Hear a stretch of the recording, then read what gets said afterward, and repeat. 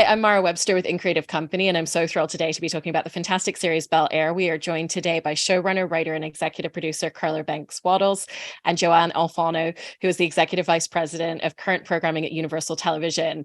And JoAnn, starting with you, I wanted to talk about the experience of having worked on the original Fresh Prince of Bel-Air and then working on... you know that already. Who told you? The internet's a great resource.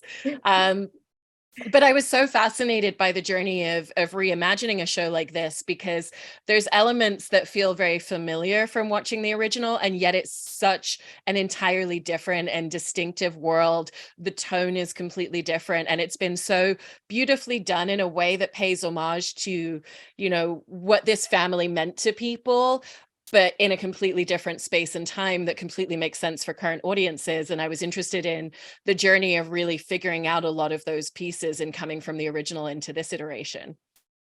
First of all, the opportunity to do both, not many people might get in this lifetime, which is pretty remarkable.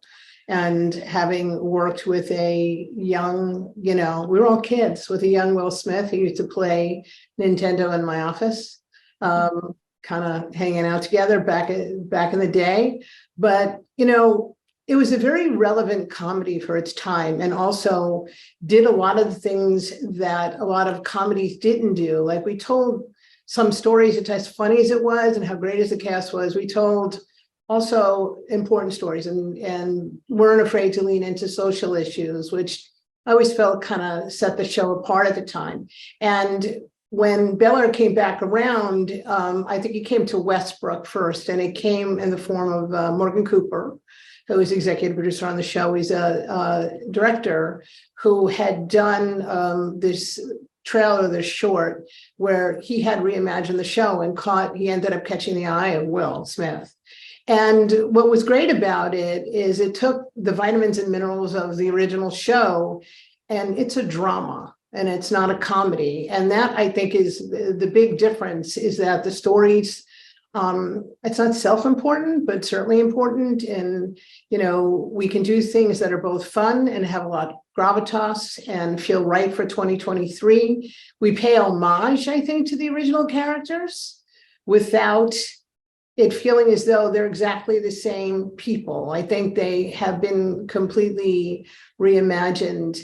The only thing to me one of the only things that was just mind-boggling was seeing Jabari's audition.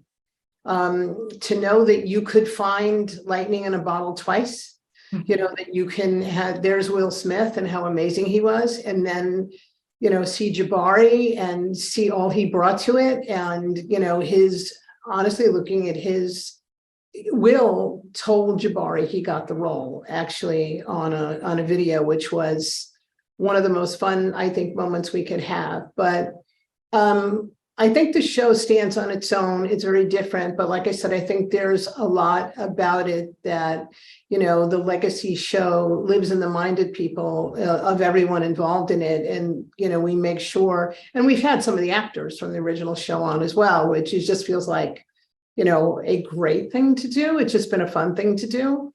But this show is completely different.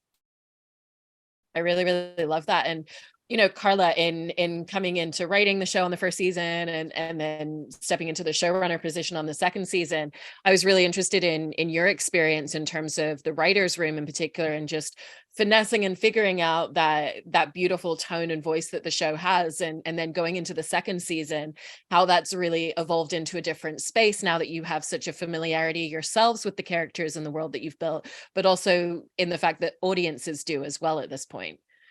Yes.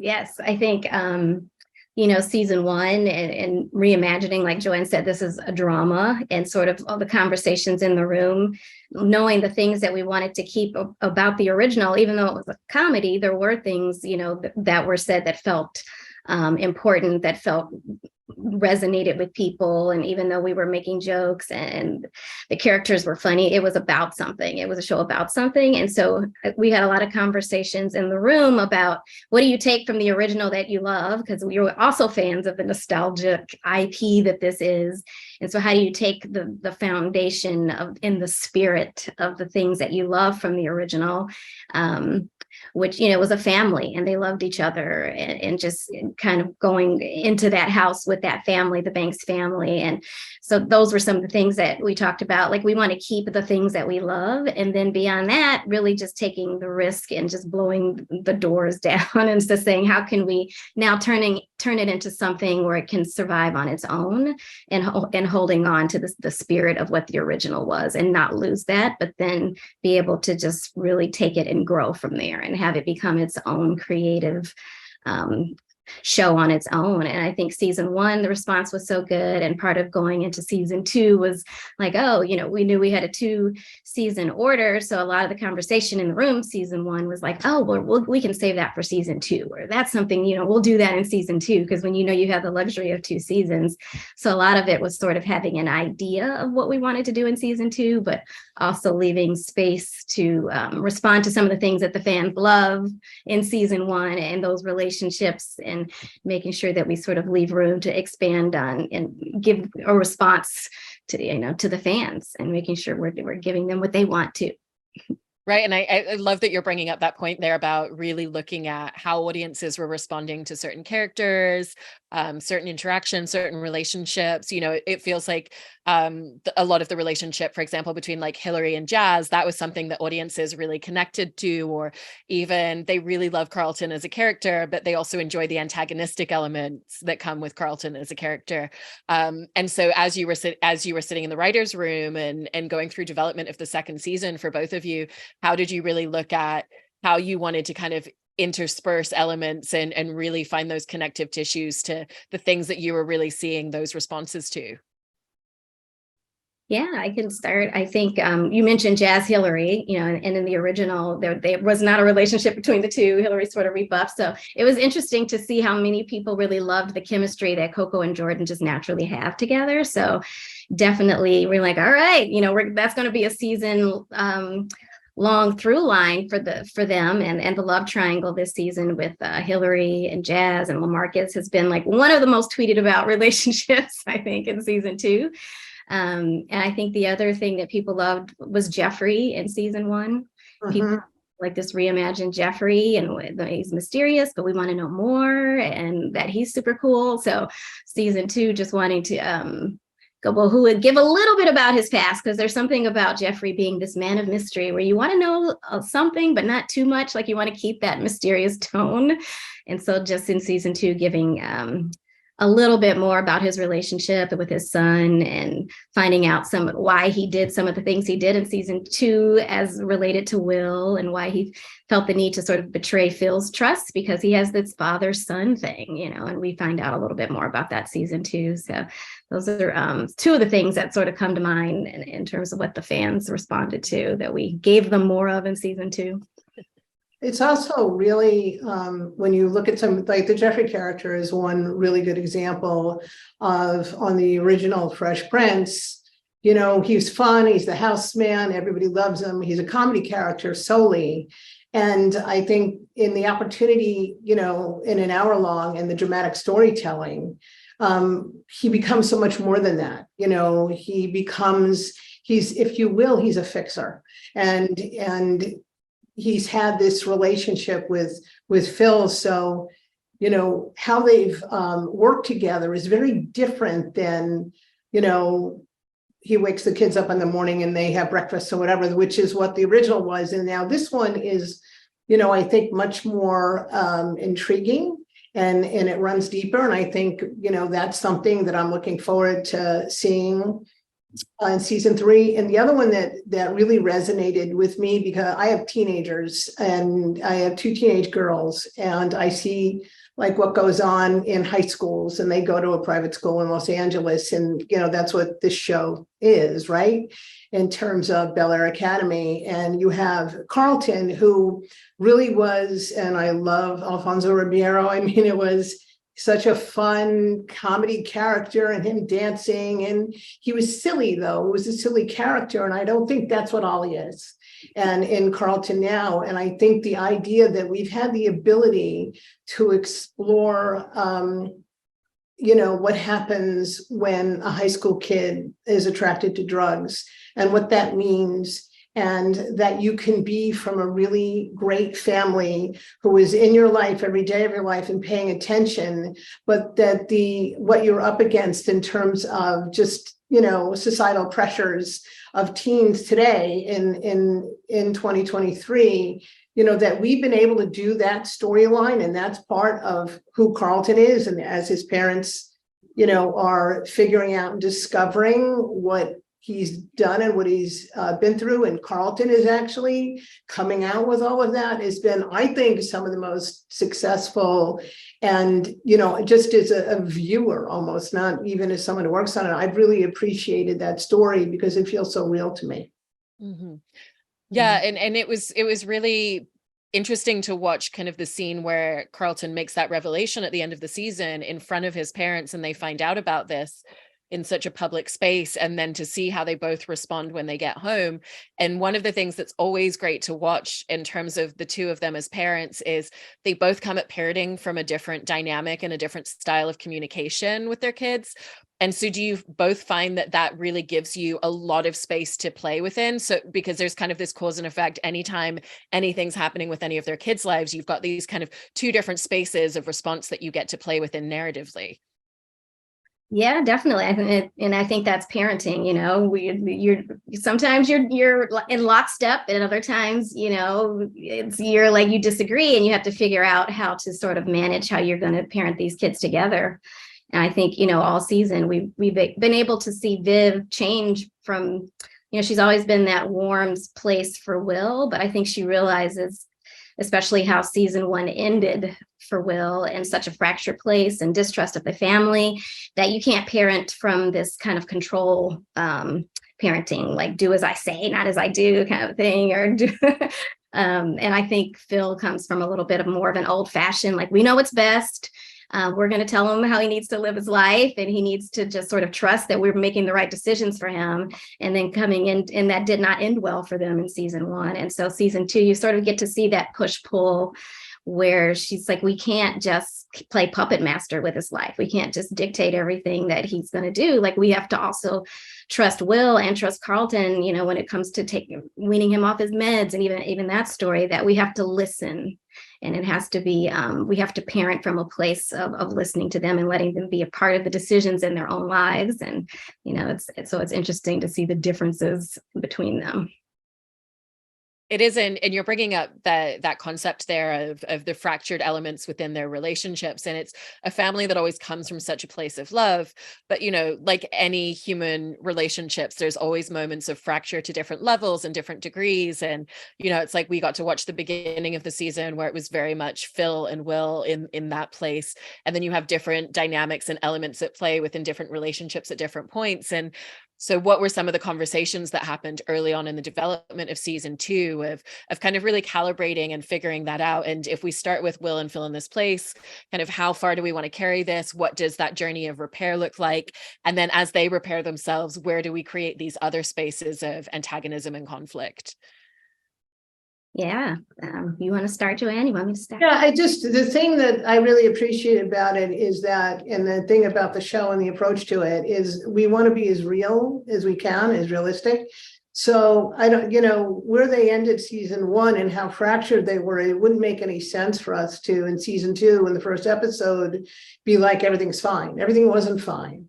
And it was going to take, and that's the thing you can do, and we have done it in the reimagining of the show, is we really look at those relationships. And like I said, in a comedy, when you're doing half hours, 22 minutes, and they're singleton episodes, you don't really explore any of that. But this, you are really exploring the honesty of a relationship between a parent and children that are on the precipice of adulthood or even in adulthood.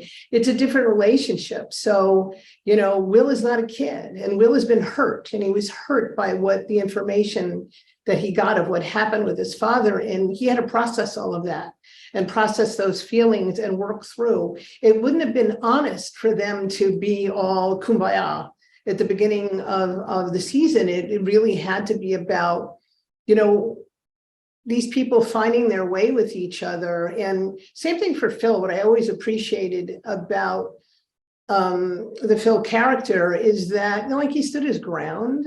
He wasn't going to fold right away. And then, it was an evolution to see, what did I do right? What did I do wrong? In the midst of it, like, parents weren't presented as perfect, Mhm.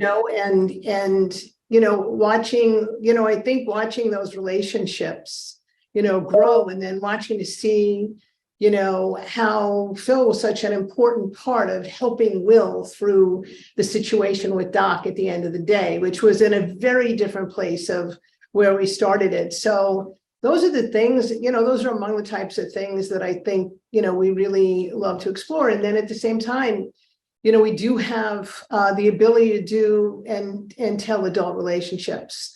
So Philip and losing the council seat, and his return to legal practice and what he's going to do, and Aunt Viv and her career path in art, and what that means to her, and how that's reflected in what we also reflect that in the relationship with Hillary. How does Hillary feel about her mother's behavior as a professional, and what is Aunt Viv teaching Hillary in return? There's all those opportunities, I think, and it's where this is, it's a family show on so many levels, but also, it's an adult family show, and there's so many opportunities for stories in the future that will continue to explore all of these areas. I love it, and kind of from what you're both describing there as well, it sounds like there's always an idea early on of what is the North Star for each character in terms of where their journey is heading by the end of the season.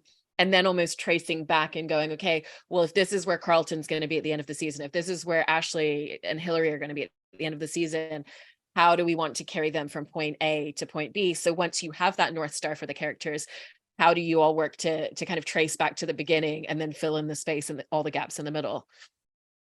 Yeah, I think, in some storylines, we knew where we wanted to end. Sometimes you don't know where you want it to end. You just sort of along for the ride, and eventually the end will present itself.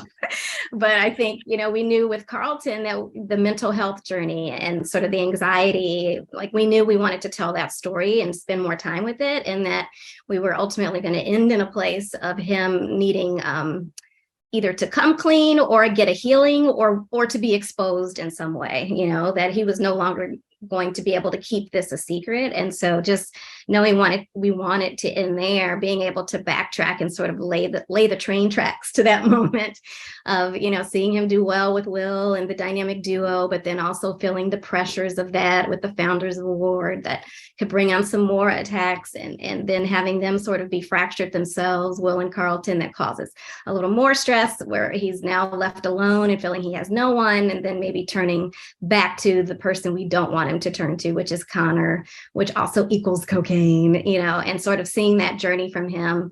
We knew he'd have to hit rock bottom again before he could get there. So we sort of knew there were sort of these tentpole moments we needed to have him get to, and have him be a little bit of the old Carlton, because there were frustrating things in season 1 where people were like, grr, I'm just so frustrated with him, and I just wish he would make the better decisions. But I think it's a good frustration, and so wanting people to get to that point where you're rooting for him to succeed, and then he ultimately lets you down, to finally get to the place of him realizing, in this case, I'm just going to come clean and put it all out there, because I don't want to be this kid that you've seen me be all season.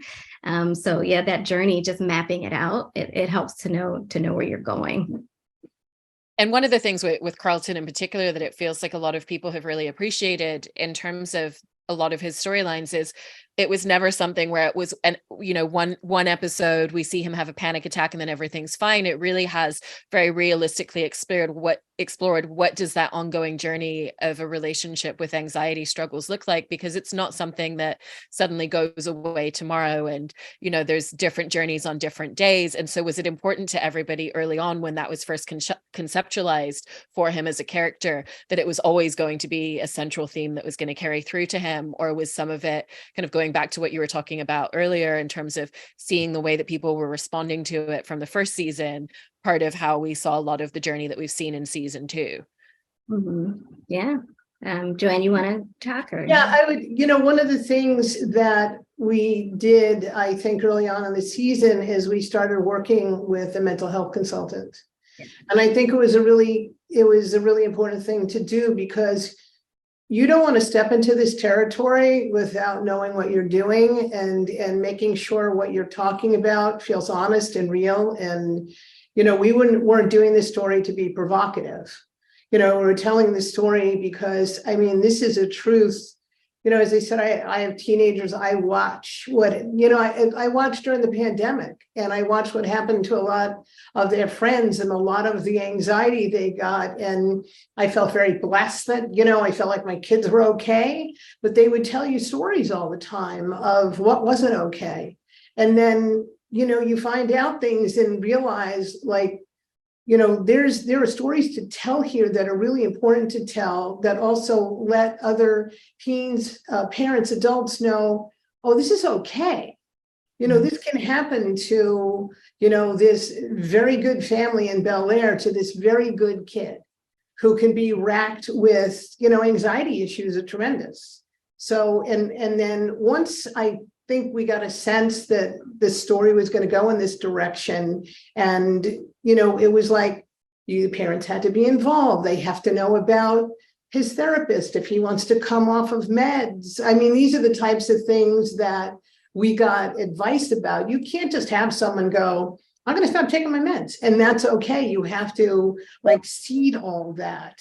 And what I think the show does a great job of doing is making sure that we did all the right things to have all the right conversations. Because if you're going to tell a story like this one, that I think is very important to tell. And the other thing is, again, you were taking a beloved character and from the original, and you're giving him an anxiety disorder and a drug issue. Not an easy thing to do. So you have responsibility to do it right. And that's on Carla and the writing staff, who did an amazing job of that. Oh, thank you. And that psychologist was everything, because to the studio's credit, they were like, if you're going to tell the story, then let you tell it the right way. And so giving us that access to the expert to say, these are the stories we want to tell. This is what we want to happen to him. Does it make sense? Or how do we get him there in a way that feels real? Because there is a heavy responsibility once you decide to tell that story with that character, and making sure that we're telling it the right way. And I think it was a story. I think that's probably the storyline that I get asked about the most, is the mental health storyline for Carlton, and how important that is to people that we are telling that story. Because like JoAnn said, people have teenagers, who are experiencing it, or they're, somebody who is. So it just felt like it was a very real story. And it definitely could have been one that after season 1 that we just sort of washed our hands of and just said, Will's in his life, all is well. He doesn't, no more problems for Carlton. But I think coming back in season 2, it just didn't feel authentic. And that is sort of the beauty of being able to do it in a drama form, where it's not a very special episode and we're done with it. Like, you can really 10 seasons to tell us, or 10 episodes, maybe 10 seasons, but 10 episodes to really just taffy it out in a way that feels authentic to a real journey that this kid would be going on. Absolutely. And I think it's such a reflection of the writing and the cast that you have on a show like this, and the way that audiences respond so specifically to so many of the elements and so many of the particular storylines. And so really appreciate having the chance to talk to both of you about the incredible second season of the show. So congratulations on everything. And thank you so much to both of you. Thank you. Thank you for the conversation. A pleasure.